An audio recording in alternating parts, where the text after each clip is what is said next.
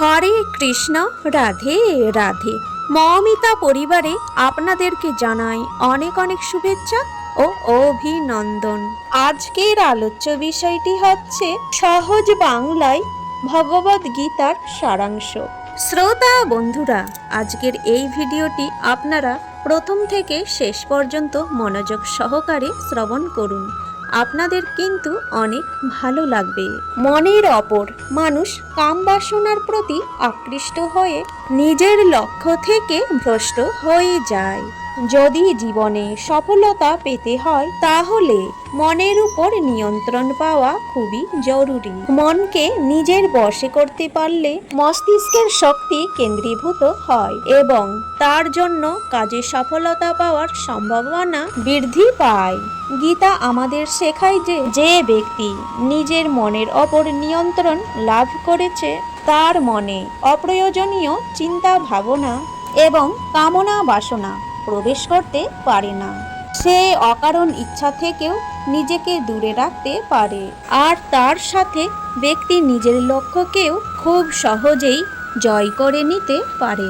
সদা সন্দেহকারী ব্যক্তি নয়তো এই জীবনে শান্তি পায়, না তো অন্য জীবনে। আর সেই জন্যই তুমি সন্দেহের প্রবণতা থেকে দূরে থাকো। অধিক সন্দেহ করলে মনের সমস্ত শান্তি নষ্ট হয়ে যায়, আর ব্যক্তি ভ্রমের বশবর্তী হয়ে আপনজনদের সঙ্গে সমস্ত সম্পর্ক নষ্ট করে ফেলে। শরীরের সৌন্দর্য মনকে আকর্ষিত করে, কিন্তু স্বভাবের সৌন্দর্য হৃদয়কে আকর্ষিত করে। সেই জন্যই মনুষ্যর স্বভাব সর্বদা নির্মল হওয়া উচিত। কে কি করছে, কেন করছে এবং কিভাবে করছে, এই সব থেকে যত দূরে থাকবে ততই তুমি সুখে থাকবে। জীবনে আমরা কতটা ঠিক এবং কতটা ভুল এটা মাত্র দুইজনই জানেন। একজন হলেন পরমাত্মা এবং দ্বিতীয়জন হল আমাদের অন্তরাত্মা। ভগবান শ্রীকৃষ্ণ বলেন, যে ব্যক্তির মধ্যে জ্ঞানের অভাব এবং ঈশ্বরে বিশ্বাসের অভাব থাকে সেই ব্যক্তি জীবনে কখনো আনন্দ এবং সফলতা লাভ করতে পারে না। মানুষের দুঃখের প্রধান কারণ হলো মোহ। যে যত বেশি মোহ করবে সে তত বেশি দুঃখ ভোগ করবে। তোমার আফসোস তোমার অতীতকে পরিবর্তন করতে পারবে না। সেই জন্যই বর্তমানে আনন্দ উপভোগ করাই সব থেকে সুখের। শ্রীকৃষ্ণ আরও বলেন যে তোমার পাশে থাকে তুমিও সবসময় তার পাশে থেকো, আর যে তোমার সাথে প্রতারণা করে তাকে তুমি ত্যাগ করো। যে স্থানে তোমার কোনো সম্মান নেই সেখানে কখনোই যাওয়া উচিত নয়, কারণ এটা করলে লোক তোমাকে বোকা এবং দুর্বল ভাববে। যে কোনো কাজে সাফল্যের জন্য মনে প্রশান্তির প্রয়োজন হয়।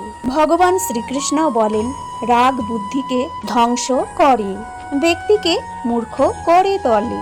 একজন মূর্খ ব্যক্তি নিজেকে ধ্বংস করে এমন অবস্থায় যে কোনো কাজের সফলতার জন্য ক্রোধ ত্যাগ করা উচিত।